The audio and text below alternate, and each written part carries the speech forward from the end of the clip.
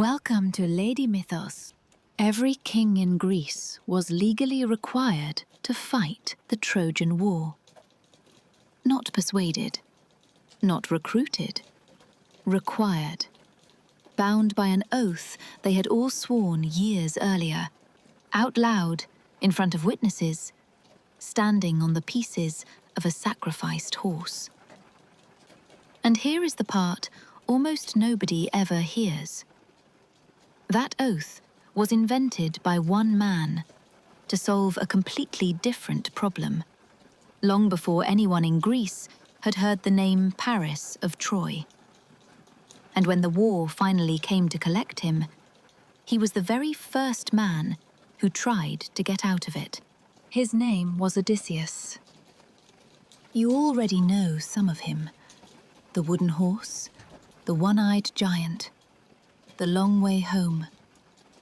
But the version of him that most of us carry around is a kind of highlight reel, and the man underneath it is stranger, colder, and far more interesting than the highlights suggest. Tonight, we are going back to the beginning. Not the voyage, the making of the man who took the voyage. And this is where it gets genuinely odd.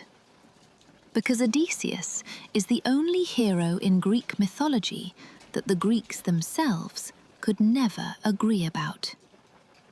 Homer wrote him as a hero, brilliant and enduring, the man who wins with his mind when everyone else is swinging bronze. Then the playwrights of Athens put him on stage as a villain, a cold political operator with no conscience at all. Then Rome called him cruel. And then, 2,000 years later, Dante put him in hell. Same man, same deeds. 4 completely different verdicts.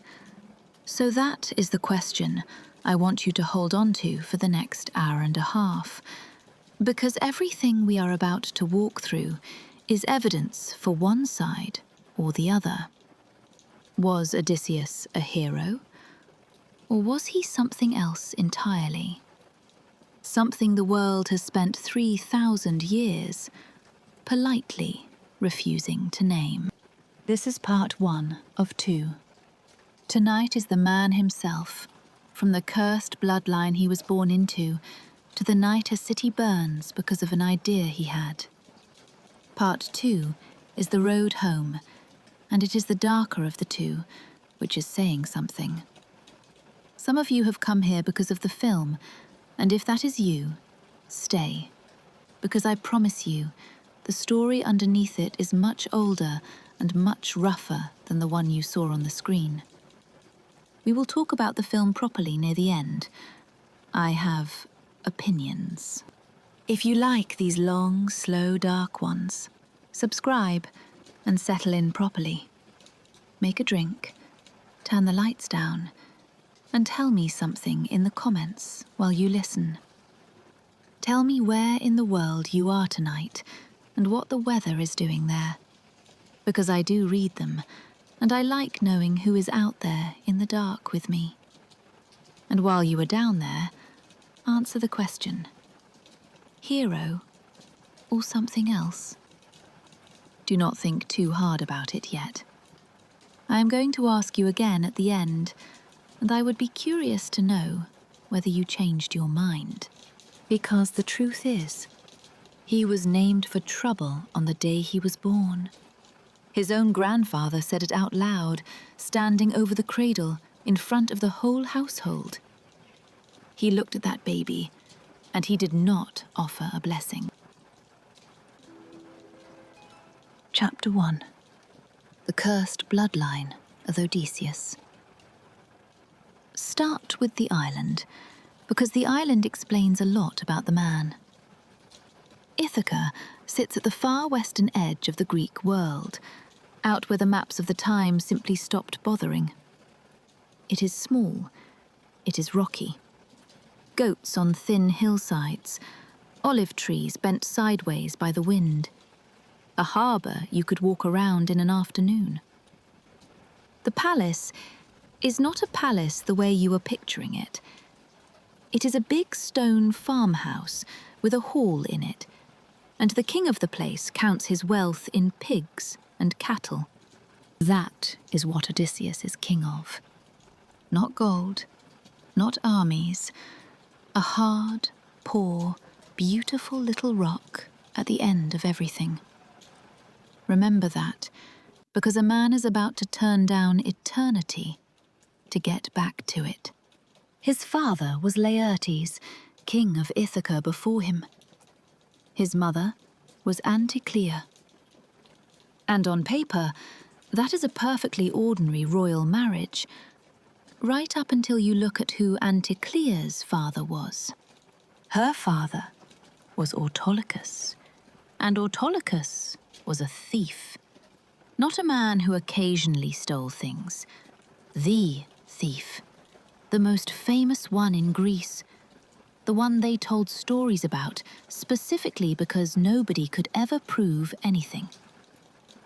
The tales say he could take an animal out of a locked pen and change its markings so completely that the owner would look straight at it the next morning and see a different beast. He could make a stolen thing unrecognizable. That was his gift, and the storytellers said it came from his father because Autolycus was supposed to be the son of Hermes himself, the messenger, the god of travelers, of merchants, of clever talk and locked doors and things that go missing. So already, before Odysseus is even born, look at what is sitting in the family tree. A trickster god at the top, a master thief in the middle, and an ability that runs in the blood, which is not strength and is not courage, but something much slipperier. The ability to make a thing look like something it is not. And then there is the other story, the one Homer does not tell, because there is a second tradition, an old one, told outside of Homer and taken seriously enough that the playwrights used it and the Roman poets repeated it, which says that Laertes was not the father of Odysseus at all. In that version, the father is Sisyphus. Yes, that Sisyphus. The one you picture at the bottom of a hill with his hands on a boulder. The one who is still there. Here is how that story goes. Autolycus had been stealing cattle from Sisyphus, quietly and carefully, changing the markings, doing what he did. And for a long time it worked. But Sisyphus was not an ordinary victim. Sisyphus was the man who had tricked death itself, who had put chains on the god sent to collect him, so that for a while nobody on earth could die at all. That is the level of mind we are talking about. He worked out what Autolycus was doing, and the revenge he chose was not to take the cattle back. He went to Autolycus's daughter, Anticlea, before her wedding to Laertes. Some versions say he seduced her. Others are much harsher about what happened, and I will not dress it up. And out of that came a child. If you believe Homer, Odysseus is the grandson of a thief. If you believe the other tradition, he is the grandson of a thief on one side and the son of the man who cheated death on the other. And I want to be straight with you about which is which. Homer's version is the canonical one, the one in the poems, the one you will find in any encyclopedia. The Sisyphus version is the outsider. But it survived for centuries, and I think it survived for a reason. And the reason is this. The Greeks looked at what this man could do with his mind, and Laertes alone did not seem like enough to explain it. Picture the three of them, if you like. A god who carries messages between worlds. A thief who can make anything look like something else. And a king in the underworld with his shoulder to a stone. Whichever way you tell it, that is the raw material. That is what went into him. And then, into that house on that rock, a child is born. Word goes out to the mountain, and the old thief comes down to see his new grandson. The household gathers. The nurse carries the baby out. Everybody in that room is expecting the same thing. The thing you say over a cradle. Some soft old words about strength and long life. Autolycus takes the child and looks at him, and gives him no blessing at all. He gives him a warning. And then he turns that warning into the boy's name. Chapter 2. The Name That Means Pain. We know about this scene because of a woman called Eurycleia.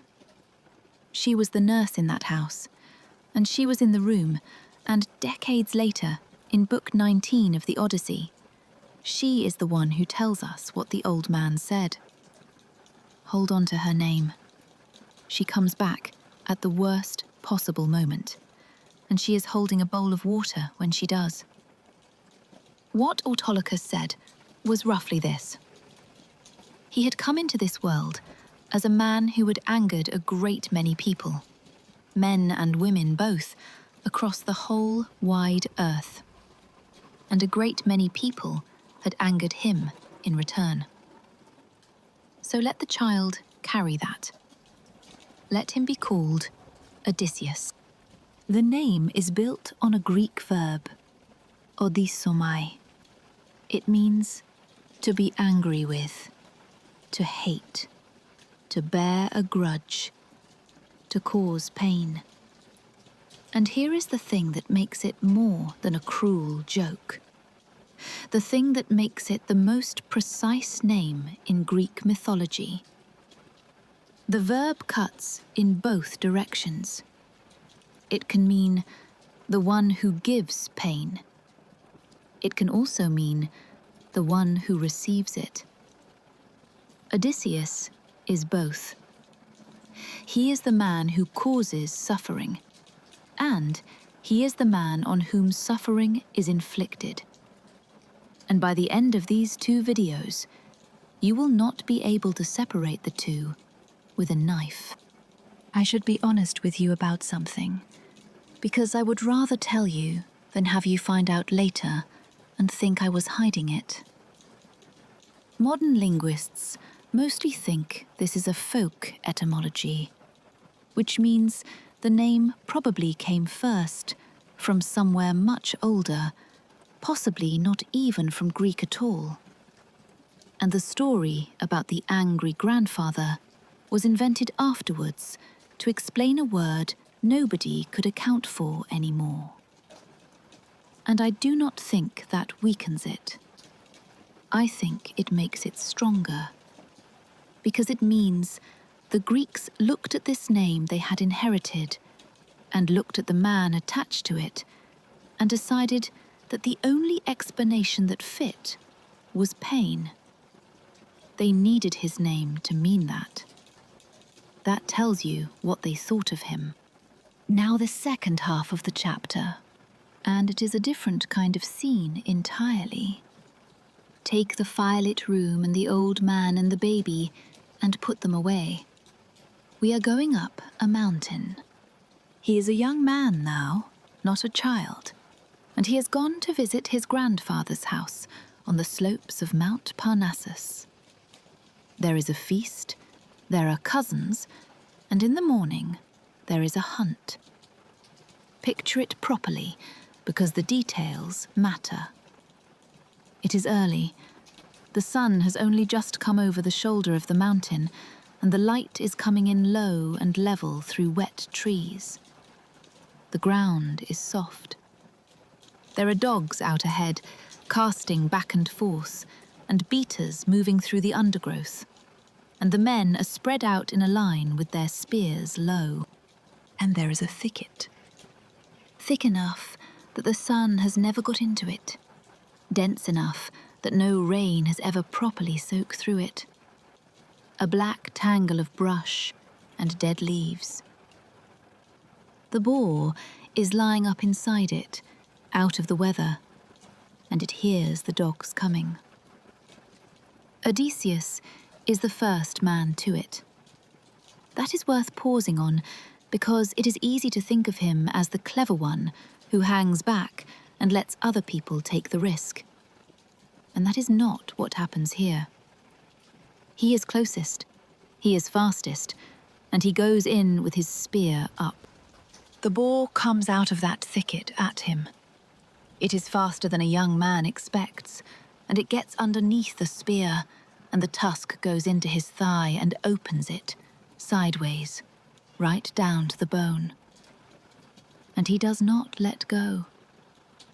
He drives the spear in through the animal's right shoulder and out the other side, and the boar goes down, and he goes down with it, into the wet leaves, bleeding badly.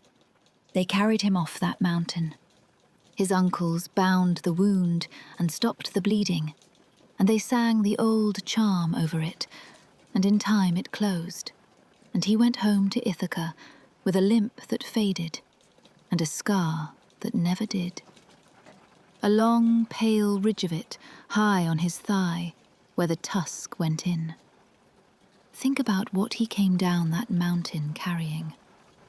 A name that means the giving and the taking of pain. And a wound that he received in the exact instant that he dealt one. He gave and he took in the same second, and the mark of it never left his body.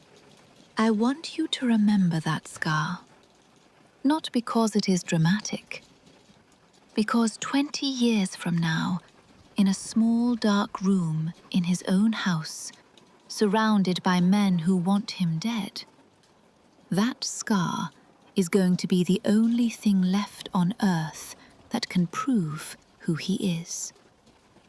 Everything else about him, his face, his voice, his name, his story, he will have learned to change at will. He is the one Greek hero you cannot recognize. And that is going to turn out to be the whole problem. So he came down off Parnassus with a scar, a name, and a mind that was starting to sharpen into something dangerous. What he did not have yet was a reason to use any of it. That reason was waiting for him in a courtyard in Sparta, in the shape of a young woman that every powerful man in Greece wanted to marry. And she was not Penelope.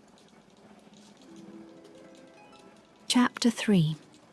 The Oath That Started the Trojan War. Helen of Sparta was of marrying age, and the whole of Greece came for her.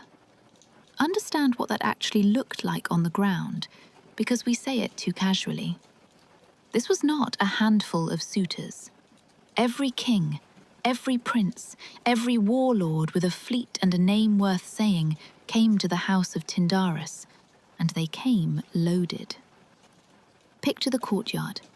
Cattle in pens, bronze stacked in the shade, cauldrons, weapons, woven cloth, horses being walked up and down so everyone could see them. Men in their best, standing in groups, watching each other. It looked like a wedding. It felt like a war getting dressed. And Tyndarus, Helen's father, was terrified. Not of any one of them, of all of them at once. Because the arithmetic was appalling, and everybody in that courtyard could do it. He had one daughter, and 30 or more of the most powerful men in the Greek world standing in his yard wanting her. And the moment he pointed at one of them, The rest were going to take it as an insult. And they had all brought ships. Choosing was going to start a war inside Greece. Not choosing was going to start one too. He had no idea what to do, and he stalled for a long time. And at the edge of that courtyard, watching all of it, was a man from a small rocky island who had brought almost nothing. Odysseus was there. He was not going to win. He knew he was not going to win. He could not outbid a single one of those men, and he was clever enough not to try. But he could see something none of them could see, which is that Tyndaris was not actually looking for a son-in-law. Tyndaris was looking for a way out of a trap. And Odysseus had one. So he made a deal. He went to Tyndaris privately, and he said, in effect, "I can solve this for you, and it will cost you nothing that you want. Before you announce anything, make them all swear. Every man in that yard. Have them stand up in front of each other and swear a binding oath that whoever you choose, they will defend that man's marriage. Against anybody. Forever. If any man on this earth ever takes her from him, every one of us comes when he calls. Bind them to the outcome before they know what the outcome is. And then, it does not matter who you pick." And they did it. Pausanias, writing his guidebook to Greece centuries later, was shown the place where it happened and told how it was done. They sacrificed a horse. They cut it apart. And the suitors stood on the pieces of it and swore. It worked perfectly. Menelaus was chosen, and nobody drew a blade. And the whole of Greece went home peacefully from a courtyard that should by rights have burned. It was, by any measure, a brilliant piece of work. And the price Odysseus asked for it was not Helen. He never wanted Helen. What he asked Tyndaris for was help winning a different woman entirely. A quieter one, standing somewhere off to the side of all that noise. Penelope, the daughter of Icarius, watchful, sharp. Not the prize everybody else was fighting over. He looked at a courtyard containing the most beautiful woman in the world, and 30 kings competing for her, and he wanted the one who was paying attention. And there is a small moment from that wedding that I love, and almost nobody tells it. It is in Pausanias too. When it was done, and Penelope was leaving Sparta for Ithaca, her father Icarius could not bear it. He followed the chariot down the road, on foot, calling after her, begging her to stay, saying he would give them anything if they would only live in Sparta instead.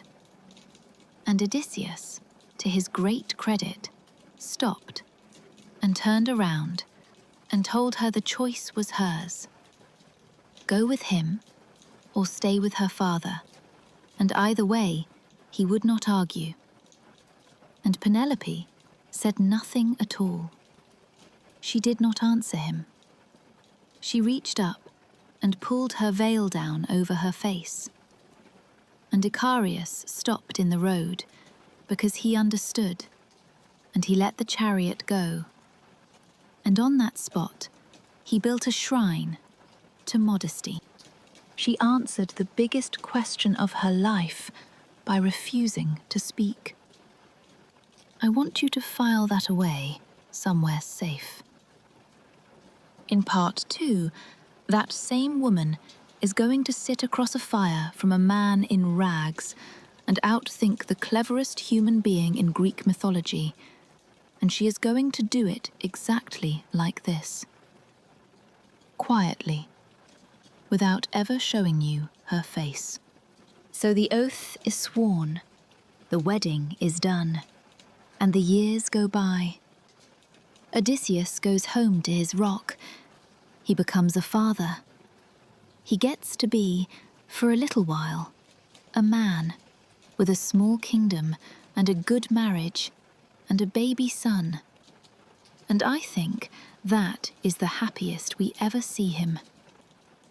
And then, in Sparta, Helen leaves with a prince from Troy, and the machine switches on. Every man who stood on the pieces of that horse is now bound, by his own word, in front of witnesses, to sail east and get her back.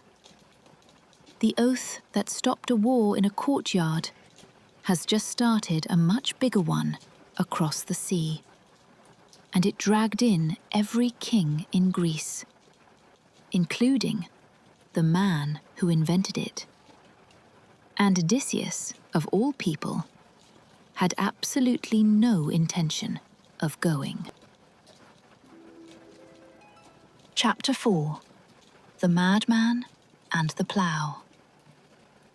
Before we go any further, I want to defend him for a minute, because I think this is the part of his life where he is most like us, and it usually gets played for laughs.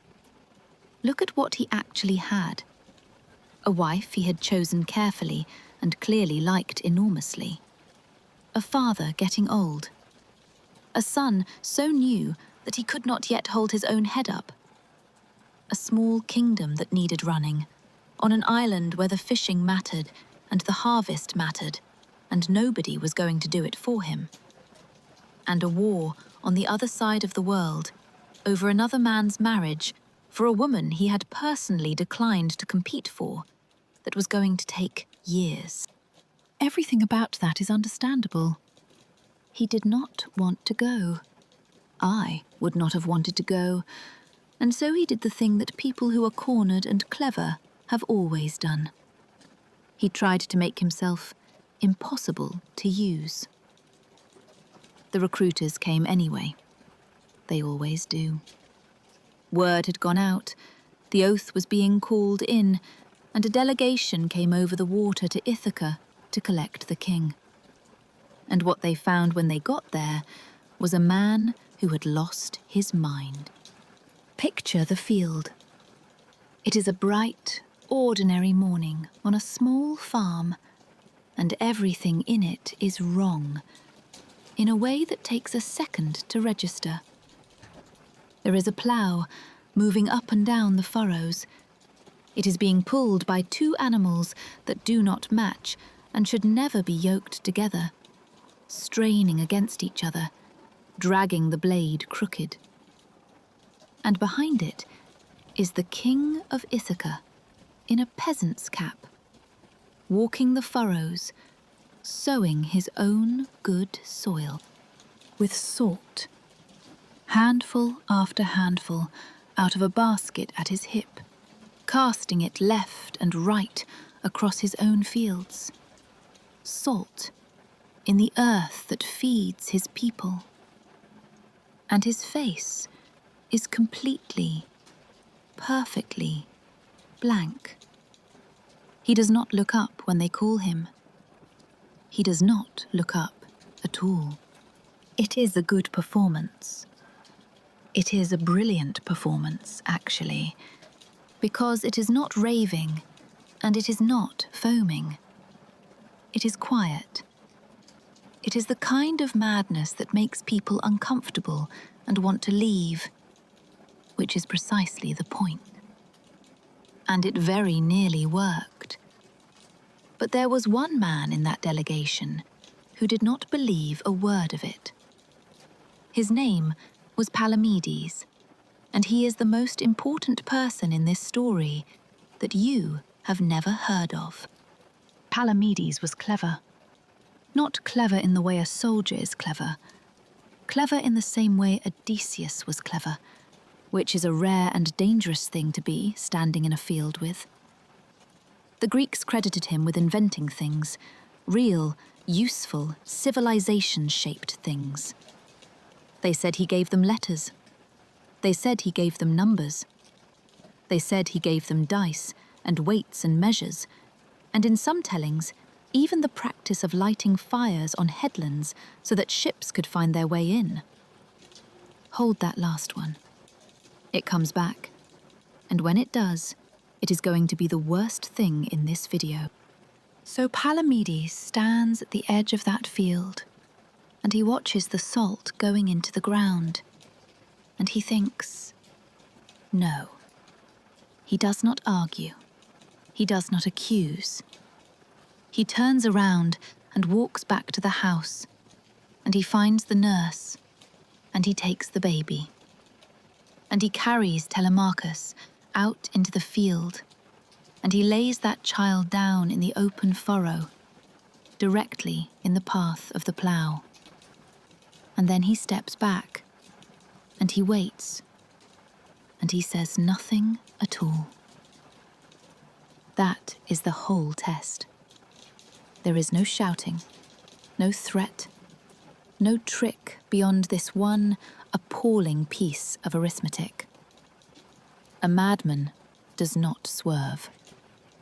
A madman does not know what a baby is. And Odysseus is coming. The animals are pulling crooked, the blade is turning the earth over, and he has a basket of salt on his hip and a blank face. And in front of him, in the dirt, is his son. He swerved,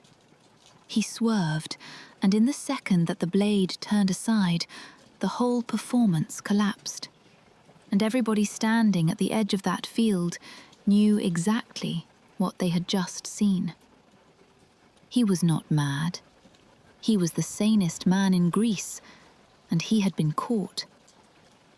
He straightened up and put the basket down, and he went to Troy. Now I want to be careful here, because there is a version of this scene where Palamedes is the hero, and in a sense, he is. He was right. Odysseus was lying. The oath was real, and Palamedes exposed a man trying to weasel out of an obligation he himself had invented. That is not villainy.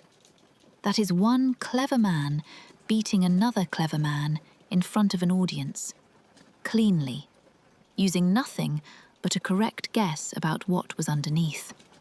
But here is the thing about beating Odysseus in front of an audience. He does not shout. He does not swing at you. He does not say a single word about it. Not that day, not that year. He got on the ship, he sailed to Troy, he fought in the same line as Palamedes, and ate at the same fires, and sat in the same councils, and passed him in the camp 1,000 times over the better part of 10 years, and every single time he said nothing at all. He waited. Chapter 5. Palamedes, the innocent man he destroyed. This is the chapter where I stop being able to defend him. I want to say that up front, because I have been fairly warm about him so far, and you should know that it ends here.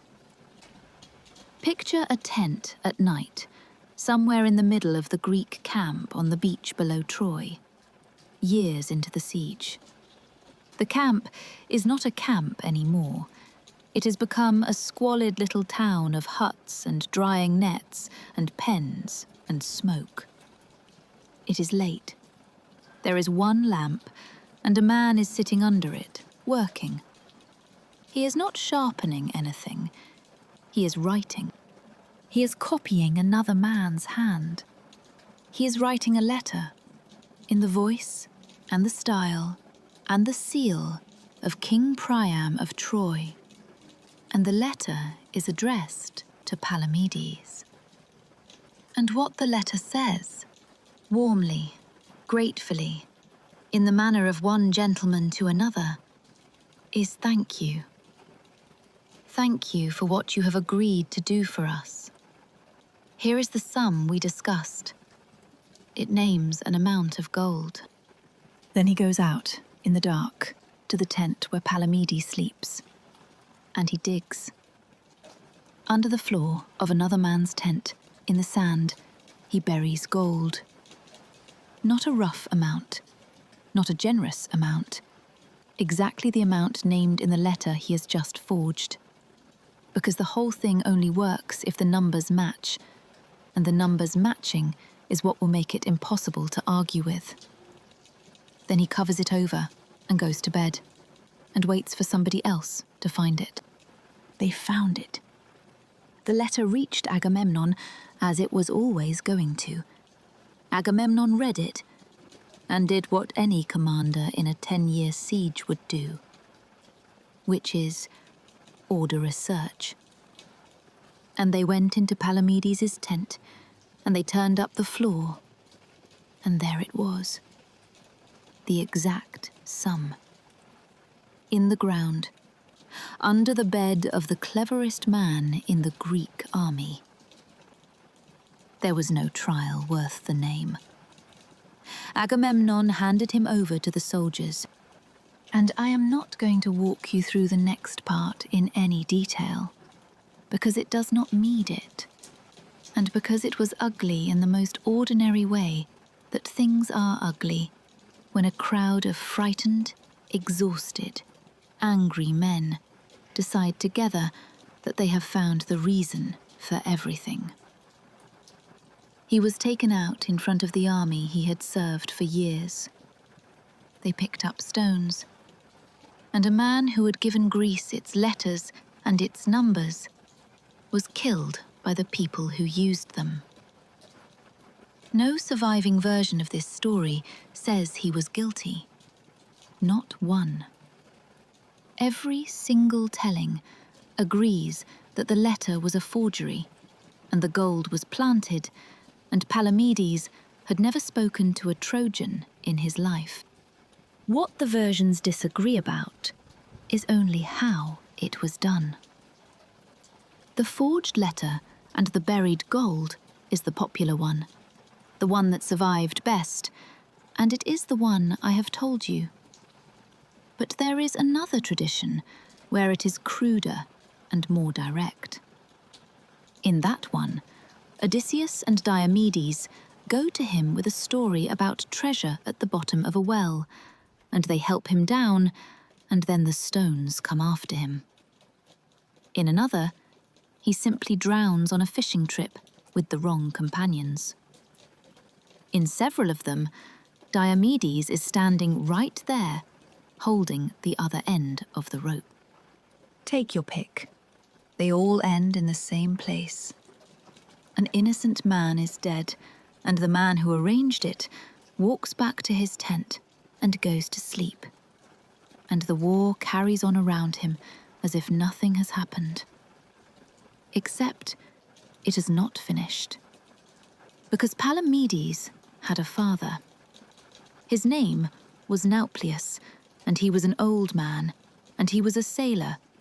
And when the news came back across the water, he did not weep, and he did not petition anyone. He got into a boat. What he did next took years, and it is one of the quietest, most patient acts of revenge in all of Greek myth. He went from kingdom to kingdom, up and down the Greek coast, into every hall whose king was away at Troy. And he sat with the wives. And he talked. He told them what their husbands were doing over there. He told them how long it was going to be, and what men are like in the 10th year of a siege, and what was waiting for them at home if they kept on waiting. He did not need to lie very much. He worked his way through the great houses of Greece, like water working into stone, and behind him, one by one, the marriages of the Greek command began to come apart. If you know what is waiting for Agamemnon when he finally gets home to his wife, you already know how well this worked. And then he did the other thing. 10 years later, when it was all over, when Troy had fallen and the Greek fleet was finally coming home across the water at night, an old man climbed the cliffs at Cape Caphareus on the island of Euboea. He knew that coast. Everybody's father knew that coast. He knew exactly where the rocks were, and he built a fire. Picture him up there, wind coming off the sea, an old man alone on a black headland, feeding driftwood into a blaze on the cliff top where every sailor coming west would see it. In the place where a fire means safe water. Come in, you are nearly home. Remember what they said Palamedes invented? They said he invented the practice of lighting fires on headlands to guide ships in. His father used it to take the fleet apart on the rocks. And here is what makes it worse. Nobody in the Greek army had the first idea. Not one man on any of those ships, rowing home with the war behind them and their gold in the hold, knew that a fire was going to be waiting for them, or why, or that it had been lit for something one of them did on a dark night 10 years earlier, with a lamp and a forged seal. Odysseus did not know either. He was about to spend a decade finding out. Chapter 6. 10 years outside the walls of Troy. I am not going to tell you the Trojan War. That is somebody else's story, and most of it belongs to Achilles, and it would swallow this one whole. What I want to do instead is much narrower.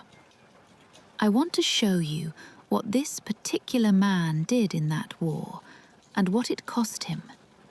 Because the 10 years outside those walls are where his methods stopped being clever and started being policy.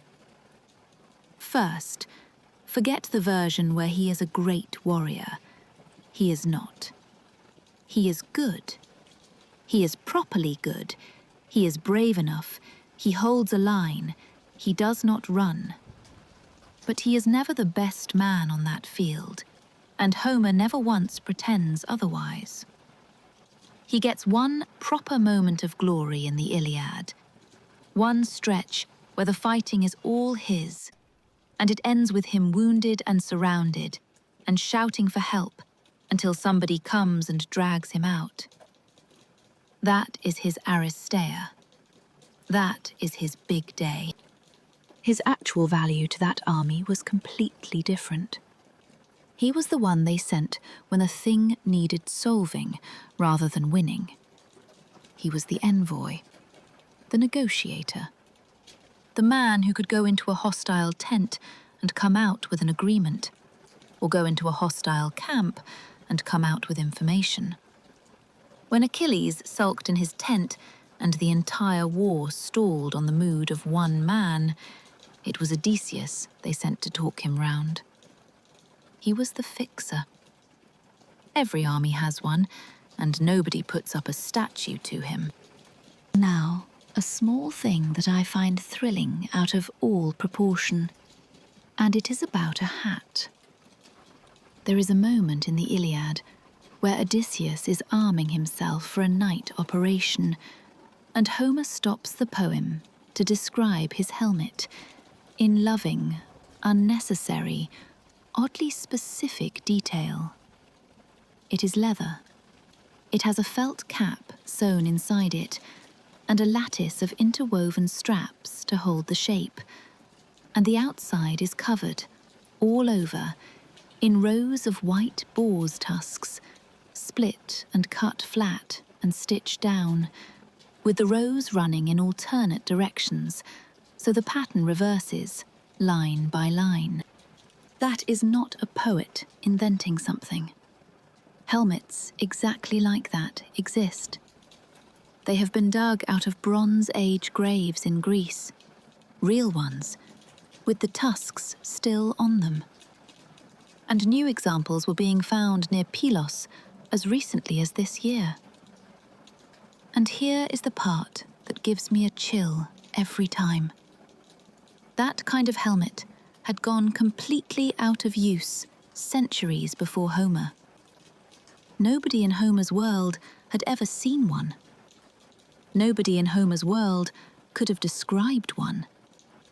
Which means that description was carried, accurately, detail by detail, tusks running in alternate rows, through 500 years of people telling this story out loud to each other, before anybody wrote a word of it down. Somewhere behind all of this, there is a real object and a real memory. And it survived on nothing but human voices. That is the single most astonishing fact in this video. And it is about a hat. So, the night operation he was wearing it for.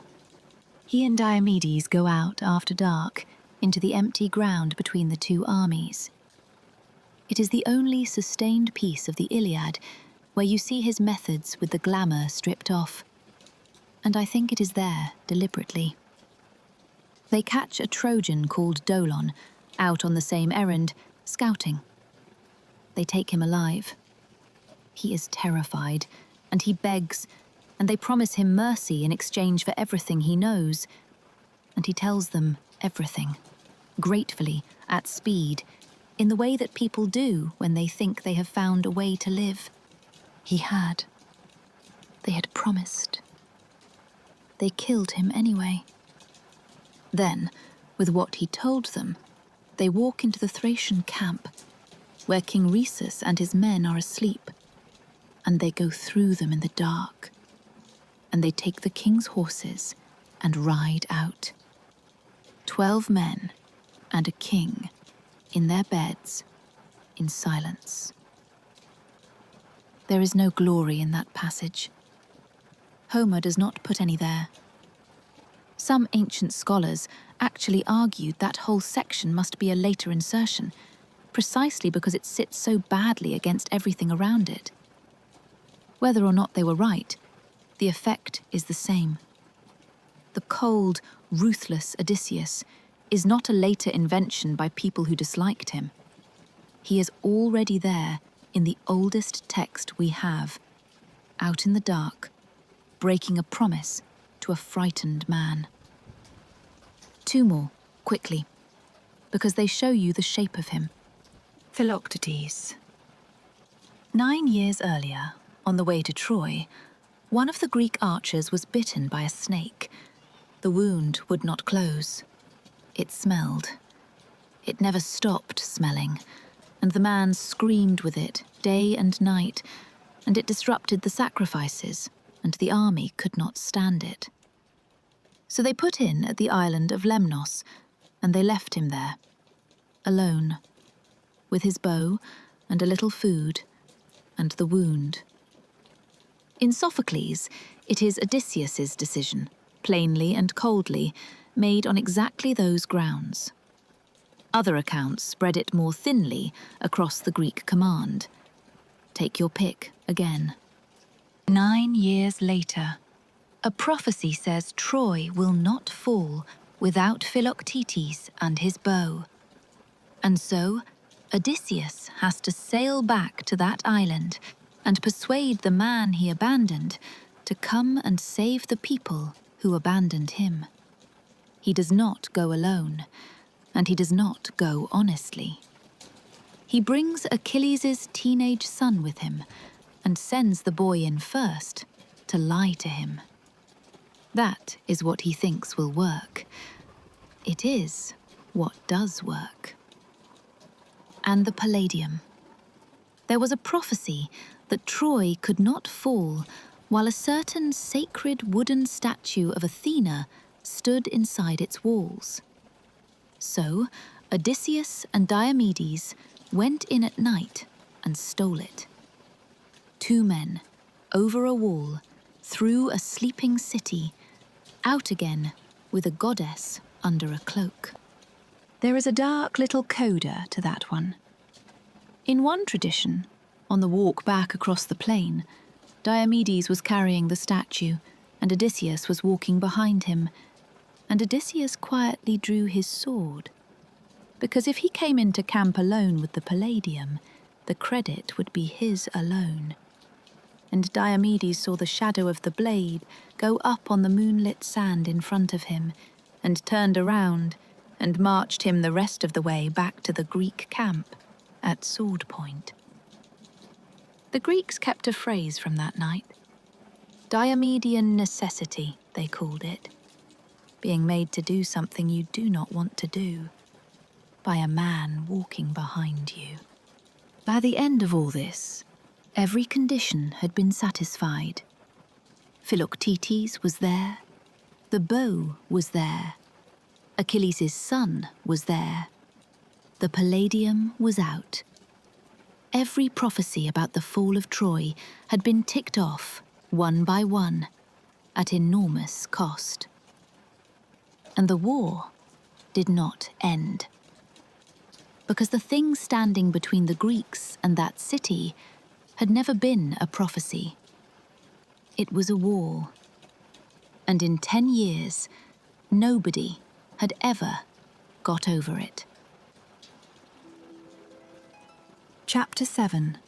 The Armour of Achilles and the Death of Ajax.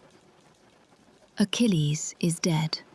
The greatest warrior who ever lived is gone, and the Greek camp is in a kind of shock that has no bottom to it. And there is a practical question sitting in the middle of all that grief that nobody wants to be the first to raise. There is a suit of armour. Not ordinary armour. It was made by a god. Every plate of it, every fitting, the shield with the whole world worked into it in metal, made by divine hands for the best man on the field. And the best man on the field is on a pyre. So the armour is lying there in the sand, and it belongs to nobody, and everybody in that camp knows what it means. Whoever wears it next is being told, in public, that he is what Achilles was. 2 men claim it.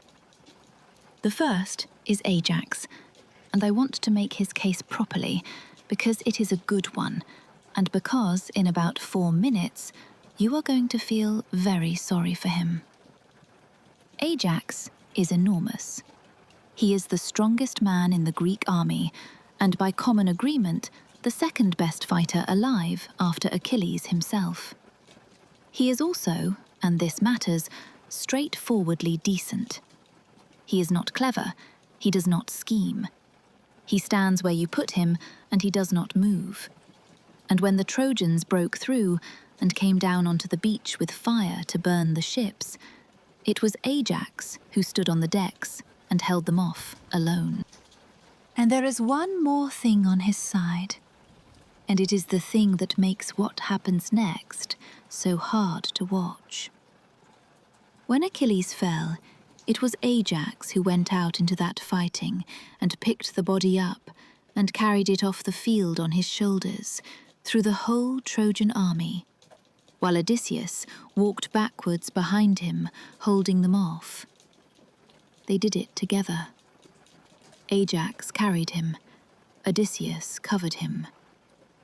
By any warrior's arithmetic, that armour is Ajax's. He has earned it twice over. And it was not decided by combat. That is the whole thing. That is the moment the world changes, and almost nobody notices it. They could have settled it the old way, the way everything in that world got settled, with 2 men and a marked-out square, and everybody watching.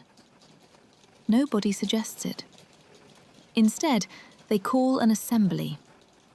The army sits down on the sand in a great circle, and the two claimants stand up in the middle of it, and they are told to speak. The armour will go to whoever makes the better case. We still have those speeches, or a version of them. Ovid wrote them out in full, hundreds of years later, in the Metamorphoses, and reading them is genuinely painful. Ajax goes first, and you can hear him being exactly who he is. He is blunt. He lists what he has done. He points at his scars, and he points at the ships he saved, and he says, plainly, that he is a fighter, and this is a fighter's prize. And he cannot understand why he is having to explain something so obvious. He is right, and he is losing, and he can feel it, and he does not know why. Then Odysseus stands up, and he takes the whole thing apart. Not by lying. He does not need to. He reframes it. He asks the assembly what the armour is actually for. He walks them, patiently, through every prophecy he satisfied, and every night operation he ran, and every impossible errand he came back from. And he asks them how many of those things could have been done with strength. He points out that he brought Achilles to this war in the first place. He is generous about Ajax throughout, which is the cruelest part, because being generous about a man while dismantling him in front of his colleagues is far worse than insulting him. The army voted. The armour went to Odysseus. And here is the sentence I want to leave in the room. The strongest man alive lost, in public, to a better argument. That had never happened before. In that world, at that moment, something ended. Ajax could not survive it. Not the losing, the being weighed and found wanting by men he had bled for, in front of all of them, by a process he had no way to fight. Something in him came apart that night, and the gods did not help. He went out in the dark to kill the men who had done this to him, Agamemnon and Menelaus and Odysseus. And what he found in the dark instead was the army's livestock. And he went through the pens, believing they were the men. All night. And in the morning it lifted, and he came back to himself, standing in a field at first light in the wreckage of what he had done, and understood exactly how he looked, and what would be said, and that there was no version of the rest of his life where any of it went away. He set his sword in the ground and put his weight on it. Odysseus talked a man to death, not in a rage, not in a duel. He made a well-constructed argument in front of an audience, and it killed the second greatest warrior in the world as surely as a spear would have. I want to note one small thing, and then leave it, because it is not for tonight. Odysseus is going to see Ajax again, once, in a place a very long way from here, in part 2, and it will be the only conversation in the whole of Greek mythology where one man says nothing at all, and it is the most devastating thing in the poem. So he had it. The armour of the greatest warrior alive, won in the open by acclamation. He had reached the absolute top of that army, and he had made himself the most quietly hated man in it on the same afternoon. And within the year, he was going to have the single best idea any human being has in Greek mythology. Chapter 8. The Trojan horse. What really happened inside? 10 years. 10 years of men throwing themselves at a wall that did not move, and dying under it, and burning each other's dead, and doing it again the next spring. And the thing that finally took Troy was not a weapon. It was a lie, with a horse built around it. The idea was Odysseus's. The hands were a craftsman called Epeius, and in some tellings, the goddess Athena stood at his shoulder while he worked, and he had it finished in 3 days. Picture the build. A frame of pine going up on the sand at the edge of the camp, ribbed like the hull of an upturned ship, because that is what it is, a hull that will never see water. The smell of cut pine and hot resin and rope. Planking going on over the ribs. A trap door cut into the belly and fitted so carefully you would have to know it was there to find it. And then the second half of the plan, which is the part that actually makes it work.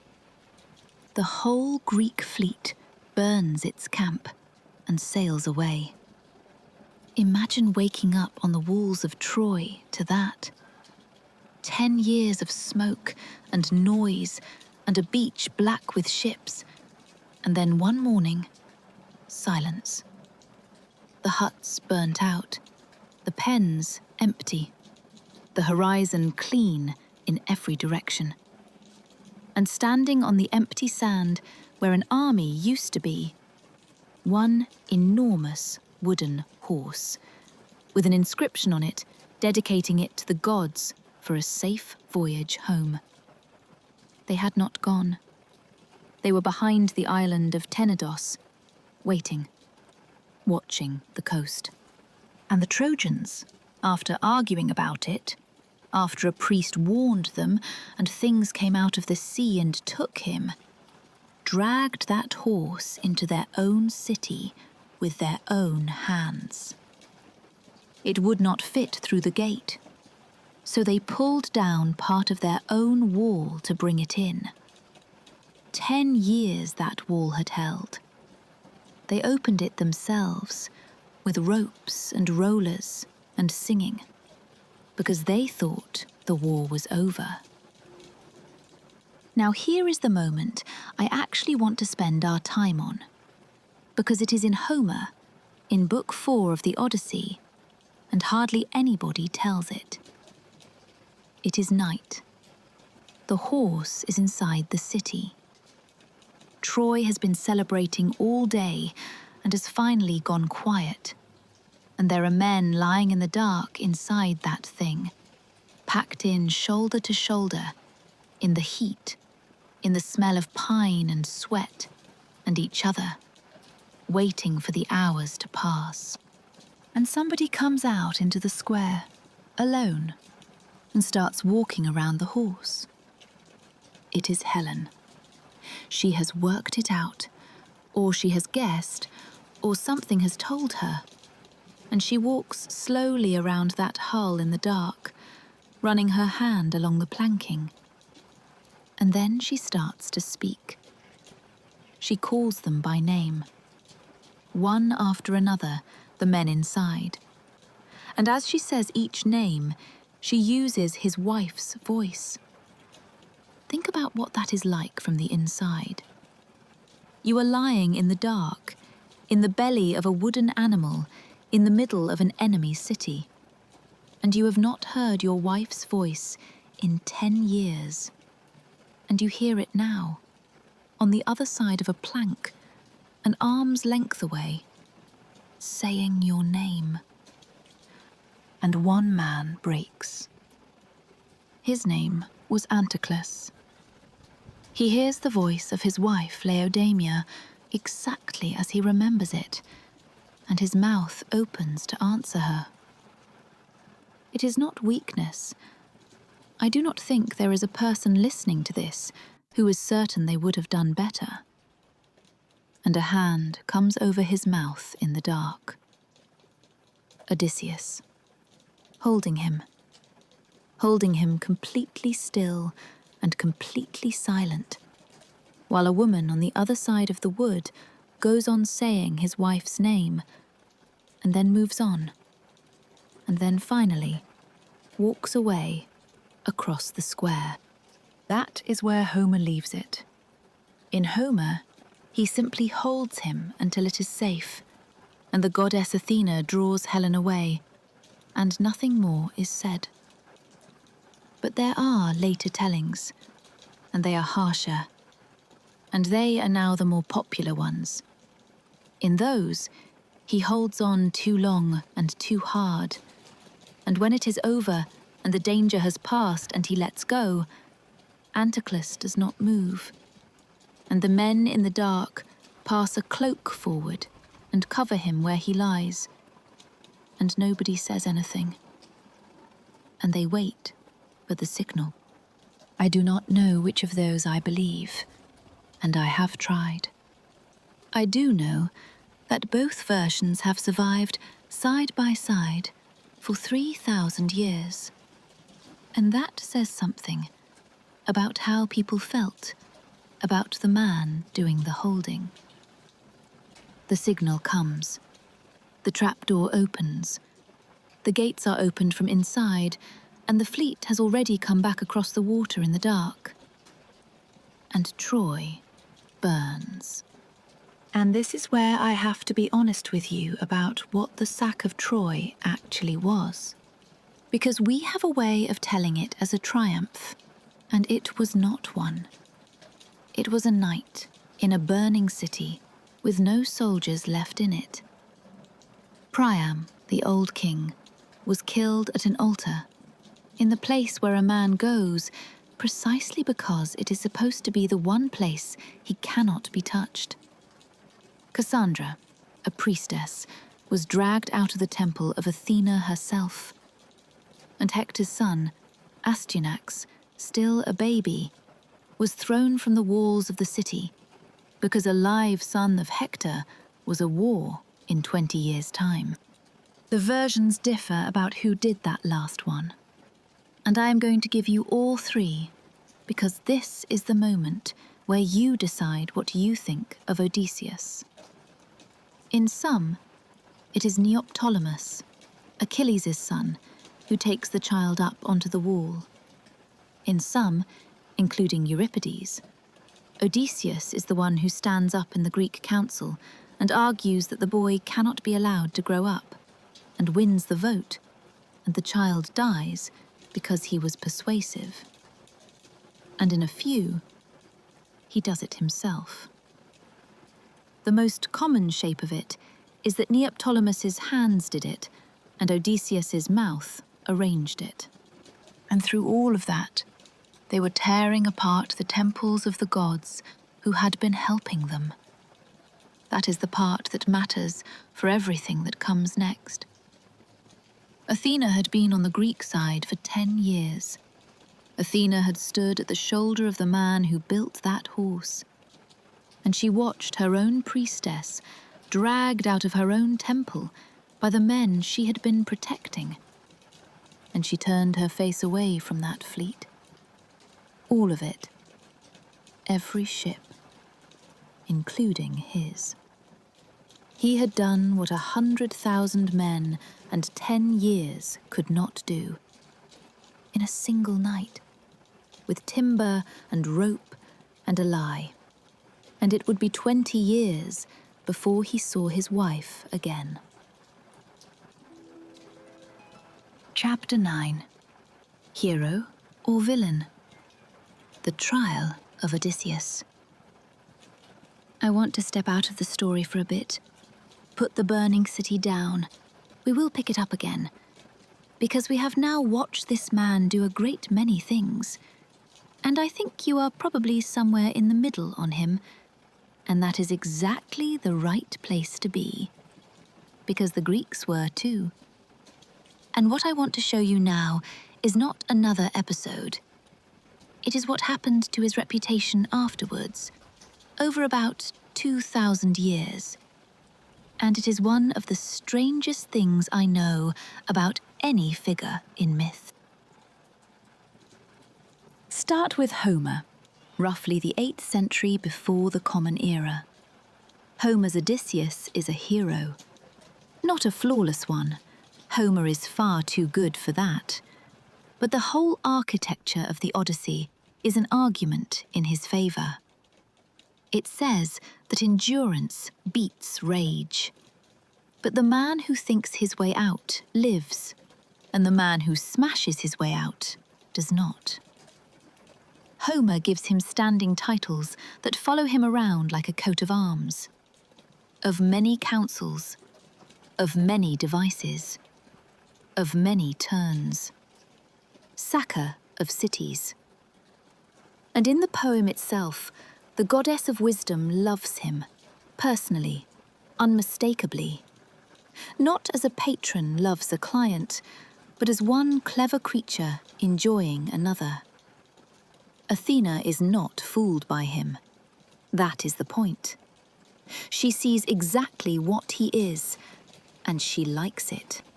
Now move forward 300 years to Athens, and watch what happens to the same man on stage. In Sophocles, Odysseus is the one who abandoned a sick man on an island and comes back to collect him with a lie, sending a boy in to do the lying for him. In Euripides, in the Hecuba, he is worse than that. He is a politician. He stands in front of a broken old queen who once saved his life, and he explains, reasonably, in good order, why her daughter has to be sacrificed anyway. And there is not one redeeming quality anywhere in him. Euripides does not even give him the dignity of enjoying it. He makes him a man doing a job. Same deeds, same man. And in 3 centuries, he has gone from the hero of the poem to the villain of the play. So what happened? And this is the reframe I have been waiting to give you all night, because once you see it, you cannot unsee it. He did not change. His audience did. 5th century Athens was a democracy, and a democracy runs on speeches. Everything was decided by men standing up in front of other men and being persuasive. And a whole industry had grown up around teaching people how to do it. And Athens had started to be deeply, uneasily suspicious of those men. The ones who could argue any side of anything. The ones who could make the weaker case look like the stronger. There is a word for the fear that a city develops when it realizes that the most dangerous person in it is the one who is best at talking. And the playwrights needed a face for that fear. And there, sitting in the oldest and most beloved story they had, was a hero whose entire gift was persuasion. So they took him. And the man Homer had built as a triumph of intelligence became, on the Athenian stage, a warning about intelligence. Then Rome finished the job, and Rome had a much simpler motive. The Romans traced their ancestry to refugees from Troy. Troy was not the enemy city in the Roman story. Troy was home, the place their great-grandfathers escaped from on the last night. Which makes Odysseus, or Ulysses as they called him, the man who destroyed their homeland with a trick. Virgil does not spend much time on him. He does not need to. He just calls him Dirus Ulixes, Coup Ulysses. 2 words, and a whole empire agrees. And then, 1300 years after that, an Italian poet went looking for him in hell and found him.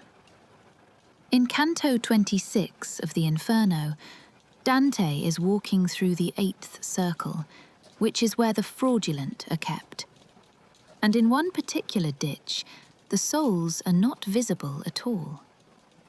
Each one is wrapped inside a moving tongue of flame, so that the whole valley looks like a hillside full of fireflies at dusk. And each of those little lights is a person. And Dante sees one flame that is split at the top into two horns, burning as one. And he asks who it is. It is Odysseus, and Diomedes still with him, still burning in the same fire after all this time. And they are not there for murder. That is what I find so precise about it. Dante does not punish him as a killer. He puts him with the false counselors, the ones who used their gift for persuasion to move other people toward ruin. Dante looked at 3,000 years of this man and decided that the crime was the talking. So, 4 verdicts: hero, villain, monster, damned. All 4 of them are still in circulation right now, tonight. And I am not going to tell you which one I think is right. Not yet. Because I promised you at the start that I would ask you at the end, and I meant it. But before we get there, there is one more witness, and it is the strangest one in the whole list. Because this summer, a film came out. It cost $250 million. It was shot in a format nobody has ever used for a whole film before, and millions of people have now walked out of a cinema with a picture of Odysseus in their heads. Which means that for a great many people alive today, that film is the verdict. I have seen it. I have thoughts.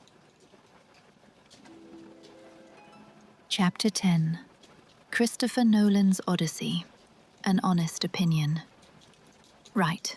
Lights up for a bit. This is the one chapter tonight where I am not telling you a myth. I am just a person who went to the cinema and came out with opinions. And you are entirely free to think I am wrong about all of it.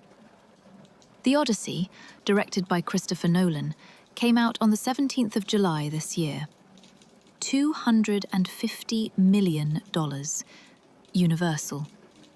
Matt Damon as Odysseus, with Tom Holland, Anne Hathaway, Robert Pattinson, Lupita Nyong'o, Zendaya, and Charlize Theron around him.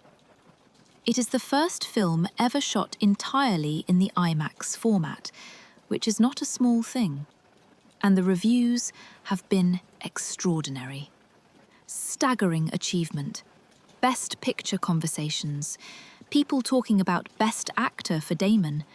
It is, by any commercial or critical measure, an enormous success.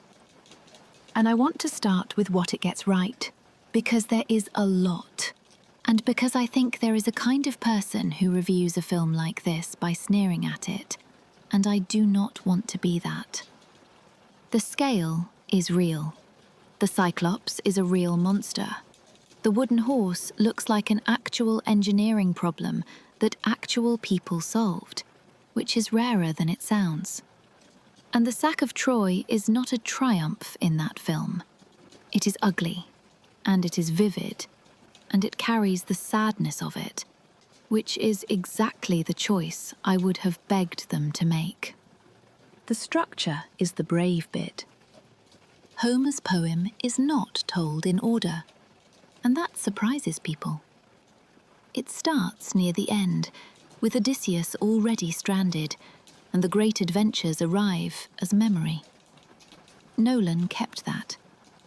He has said the poem has a wonderful structure that he was able to be faithful to, and that it fascinated him that the oldest foundational text in Western literature is also this adventurous and non-linear thing. He is right, and he could easily have straightened it out into a nice chronological voyage film. And he did not. And the film opens faithfully, Not with Odysseus at all, but with Telemachus setting out to find a father he cannot really remember. Which is exactly how Homer opens it, and it is a lovely way in for anyone who does not know the poem. Now, Professor Armand d'Angour, who teaches classics at Oxford, wrote a piece about it that I think is the fairest thing published on the film, and his summary is blunt.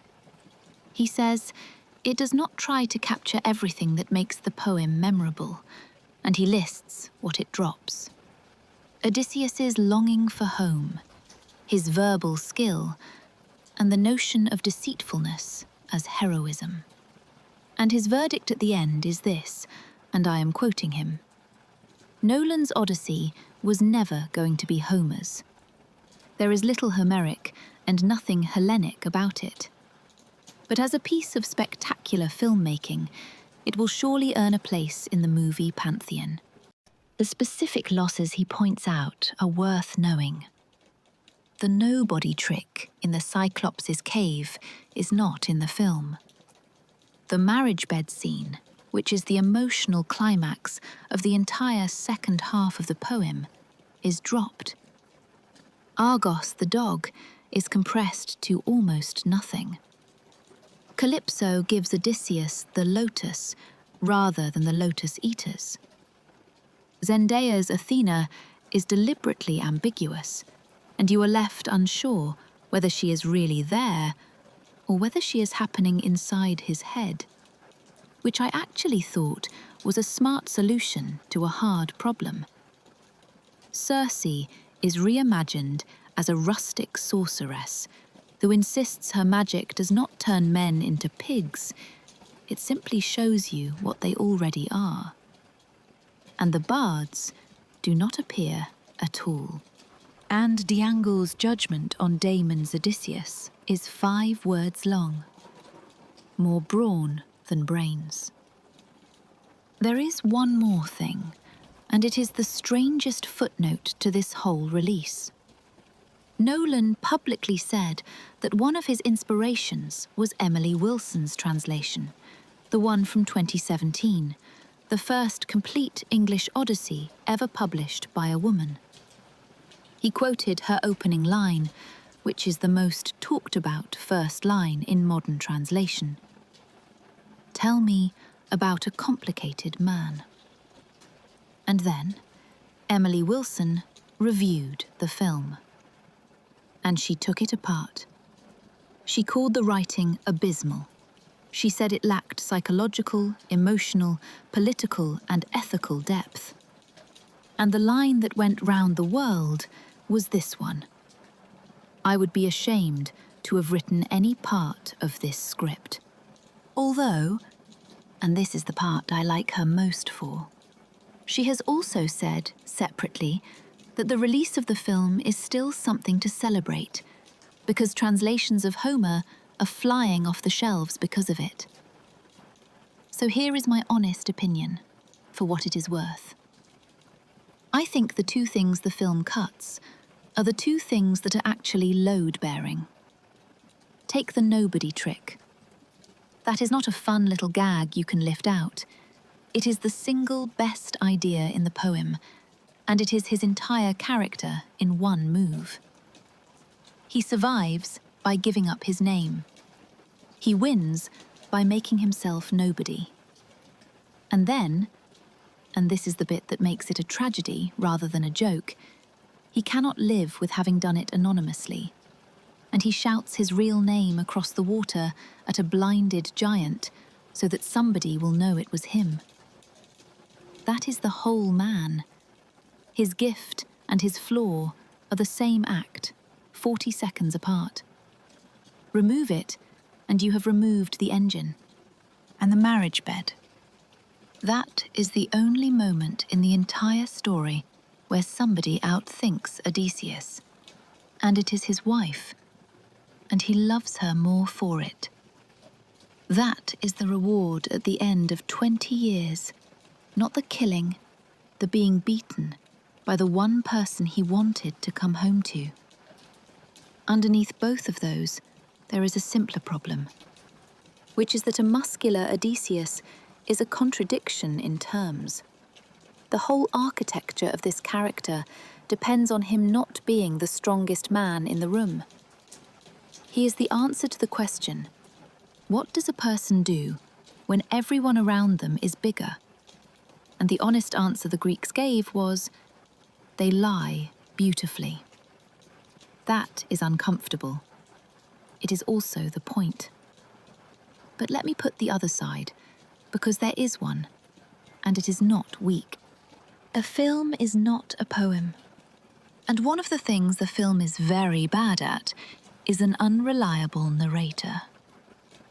In Homer, Odysseus tells the story of his own adventures, out loud, for 4 straight books, to a hall full of strangers who have no way on earth to verify a single word of it. That is the most accomplished liar in Greek mythology, describing what happened to him with no witnesses. And it is meant to sit slightly uneasily. On a screen, in IMAX, at that size, a memory is not a claim anymore.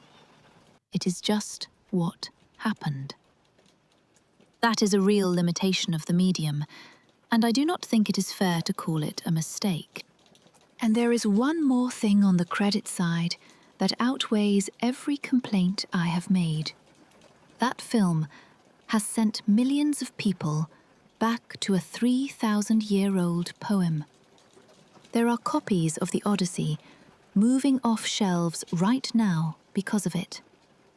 Emily Wilson said so herself in the middle of a review, calling it abysmal, which I find rather wonderful. So go and see it.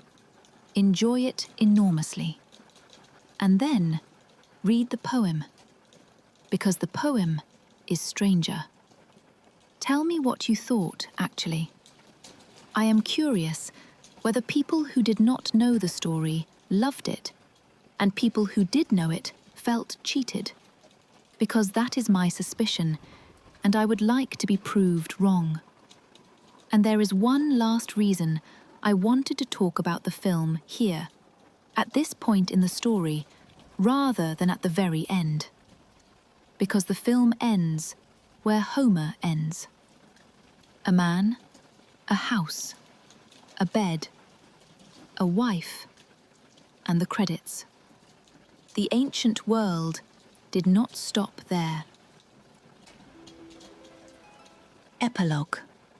The name comes home. So, hero, or something else. I have thought about this for a long time, and here is where I have landed, and you are welcome to disagree with me in the comments, which I would much prefer. I do not think the 4 verdicts are competing. I think they are all correct, and that is the answer. Odysseus is, as far as I can tell, the first character in Western storytelling who was deliberately built to be both things at once. Not a good man with a flaw, not a bad man with a redeeming quality. Both, fully, simultaneously, with no way to separate them, because the exact quality that saves everyone is the same quality that destroys Palamedes and Ajax, and a man in the dark inside a wooden horse. You cannot take the trickery out and keep the hero. It is one substance. And Homer knew. That is what gets me. Homer put the night raid in the poem. He did not have to. He could have given us a clean hero and gone home. He wrote a man who breaks a promise to a frightened prisoner and then went on writing him as the one you root for, and left it there, unresolved, for 3,000 years. What happened afterwards was not the discovery of a hidden villain. It was a series of centuries, each choosing which half to look at. Athens grew afraid of persuasive men, so it looked at the talking. Rome needed Troy to be innocent, so it looked at the horse. Dante needed a warning about misused brilliance, So he looked at the council. Nobody was wrong. Everybody was partial. And of all the figures in myth I have looked at, he is the clearest case I know of a character being put back on trial, over and over, by the politics of centuries he never lived in. Which is also why he refuses to go away. Because think about who he is next to the others. Achilles is unbeatable. Heracles is unbeatable. They solve their problems by being the largest force present, and there is a limit to how much you can actually use that. Odysseus wins the way people genuinely have to win. By paying attention, by adapting, by taking the bad option because the alternative is worse, by outlasting things, and, now and then, by doing something he is going to have to carry for the rest of his life. He is the ancestor of every character you have ever loved and not quite trusted, every con man you rooted for, every strategist who lies to the people around him for reasons the story tells you are good. All of it comes down from a man on a small rocky island at the edge of the map. He belongs to a family too, and it is a worldwide one. Every culture seems to produce a trickster who beats the strong by being quick. Anansi in West Africa, Loki in the north, Coyote across North America, Jacob in Genesis, getting the birthright with a bowl of soup. What makes Odysseus different from every one of them is simply this. Tricksters normally have nothing to lose. That is what makes them free. Odysseus has a wife, a son, a father, a kingdom, and an island. He is the trickster with a home. And that is precisely why his story hurts, and theirs do not. Now let me take you back to where we started tonight. A room on Ithaca, a fire, a nurse called Eurycleia standing by with a newborn in her arms, and an old thief coming down off the mountain to look at his grandson. And instead of a blessing, he says that he has come through this world angering people and being angered by them in equal measure, and that the child should carry it. And he makes it his name, the one who gives pain and the one who takes it. Look at what we have just watched. The giving, all of it, from beginning to end, was the giving. An oath that pulled a nation into a war. A field of salt and a baby in a furrow. A forged letter and a hole in the sand under another man's tent. A speech that killed the strongest man alive. A hand over a mouth in the dark. And a city on fire because he had an idea about a horse. Autolycus was right. That is exactly who the boy turned out to be. But it was only ever half a name. So let me leave you with some numbers, and then I will stop. Troy has fallen. He walks down to the beach in the smoke with the greatest reputation of any living Greek and a hold full of Trojan gold. 12 ships are drawn up on the sand, waiting for him. 600 men, near enough, are getting ready to row. And Ithaca, in decent weather, with the wind behaving, is about 10 days away. I am not going to say anything else. Do the arithmetic yourself. That is part 1. Part 2 is the road home, and everything you have watched him do tonight is going to come back and collect. The letter, the name, the scar on his thigh, even the silence of Ajax. It all gets paid.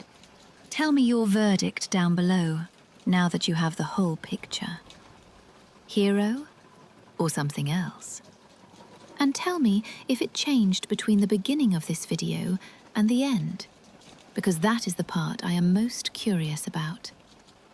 Like it if you enjoyed it, subscribe if you would like part 2 when it lands, and thank you, truly, to everyone who stays for the whole thing. I know how long these are. Until then, thank you for listening. Yours, Lady Mythos.